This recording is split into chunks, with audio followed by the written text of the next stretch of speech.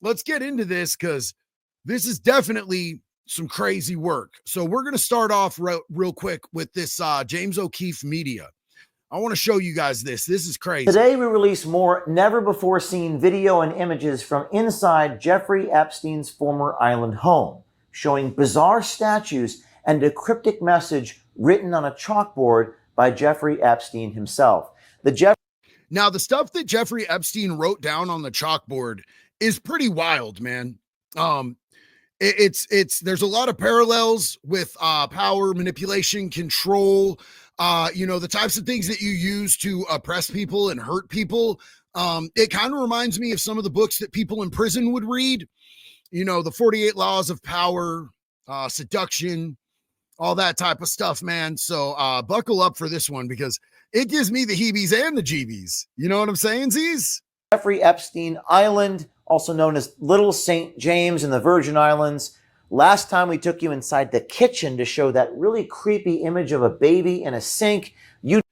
Did you guys watch my latest full length? Anybody in here watch the latest full length that we did in respect to Pam Bondi's announcement that they have tens of thousands of videos from on this island, and they're going through. She says the reason that it's taking so long is because they want to release as much of the stuff that they have as they can, but there's tens of thousands of videos that include minors.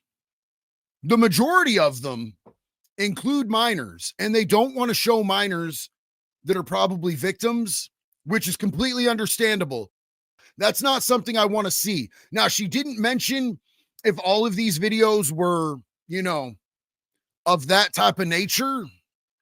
Some of them might just be them out there partying, and they can release that stuff if there's no minors in it. And that's what I would assume if they have tens of thousands of videos, is that not all of it is straight up pee-pee toucher activities. But, we'll see. YouTubers have snuck on the island. Luke Radowski, Tyler Olivier getting images of the outside of the structures. But today we're going to take you inside the structures, inside Jeffrey Epstein's library. We're going to take a closer look. Now, this has never been seen before. We are now inside the library. Dozens of books line the walls, including literature like Ernest Hemingway's Selected Letters, vacation reads such as Robert Ludlum's The Bourne Ultimatum. That's such a cheesy thing to have. I mean, I'm no offense if you're into the Bourne books. I know a lot of dudes in prison who read those. I could never get into them. It just seemed too far out there for me. You know what I'm saying? Like, it's like he couldn't take damage and shit like that, bro. I love the John Wick books. But the Bourne Ultimatum books were a little much for me. This next one was what I would expect. It's not jaw-dropping that he would have this next one. Peep this out. Denser titles like The Golden Age of Theoretical Physics and Salman Rushdie's Satanic Verses. Now, a closer inspection. Salman Rushdie's Satanic Verses. Yep, that checks out. It's not for me. I'm not with any of the Satan shit, bro. I'm just not. I'm not a religious person per se. I have a relationship with God. I have my own personal beliefs and everything, but I'm not with the edgelord Satan shit. But I get the feeling from what's the contents of this library that Epstein very much was into satanic ritual. There's a lot of stuff in here that looks really, really in line with somebody who has those beliefs and edges with letting people know with the stuff that he's into, symbolism.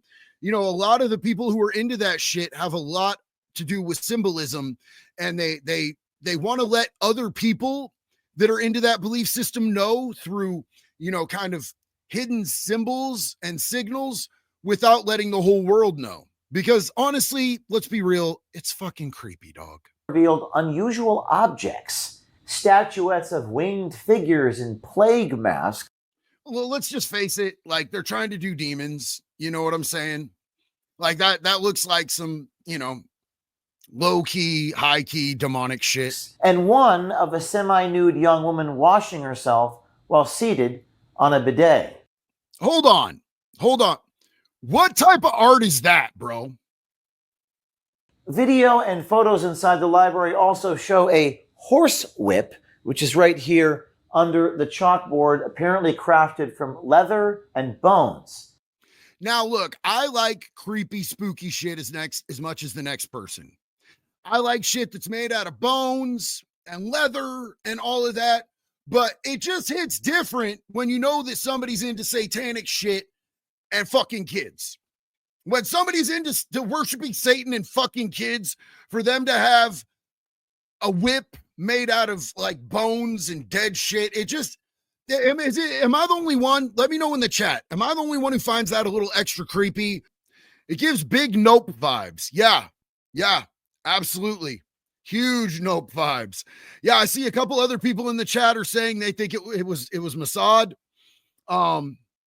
You know, I think that's been a running theory, and honestly, it makes sense, my man. It just makes sense. Let's hop back in here and see a little bit more of what this creepo has in his library.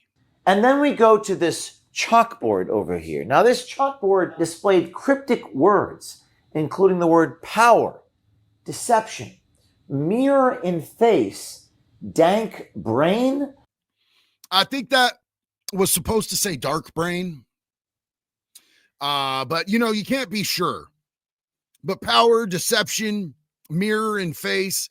And you're going to see here in a second, they actually will show you whose handwriting this matches up to, among others. Now, the chalkboard's message remains a mystery, and we're hoping that some of you in the audience can help decipher and ascertain what Epstein might be talking about here. This is, again, right after he was arrested.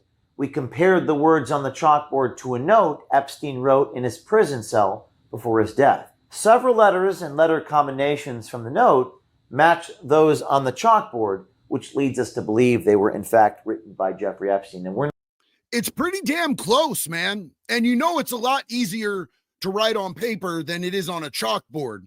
So like a little variation is kind of acceptable when you're analyzing this. A little variation is to be expected between writing on paper with a pen. Now, this stuff was taken from when he was locked up, when he was in jail. And in jail, the pens that they give you are bendy. You can't have anything solid. So the pens they give you are bendy. When you try to write, it's hard to write. So that could be the thing too. But it looks like a pretty reasonable match to me. Do you guys think those matched up? Because I really think that they do. And yeah, cryptic messaging, shit from the 48 Laws of Power, 100%. 100%.